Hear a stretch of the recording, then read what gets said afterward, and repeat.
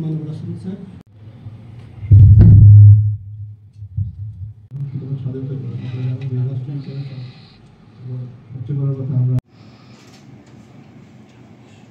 পাকিস্তান শোষণ বঞ্চনার শৃঙ্খল ভেঙে লাল সবুজের পতাকা উড়িয়ে স্বাধীন স্বদেশ বিনির্মাণের ৫৪তম বার্ষিকীতে বুঝেছে সোনার বাংলাদেশ।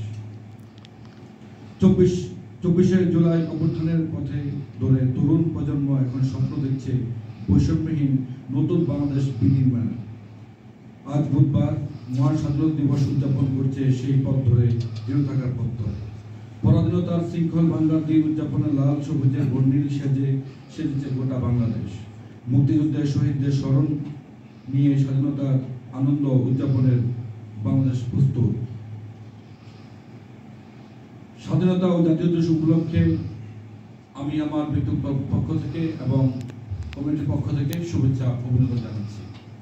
স্বাধীনতা অর্জন হচ্ছে রক্ষা করা কঠিন, আমরা সবাই জানি, এবং প্রবাসে আমরা একটা জিনিস সবাই খেয়াল করে থাকি যে সবাই রেমিটেন্স যোদ্ধা হিসাবে কিন্তু আমরা এদেশে এসেছি এবং এদেশের আইন কানুনকে আমরা সবাই শ্রদ্ধার সঙ্গে যেন মেনে চলি, সেই পত্র ব্যক্ত করে আমি বিদায় নিচ্ছি। ধন্যবাদ সবাইকে। বাংলাদেশ স্বাধীনতা এবং জাতীয় দিবসের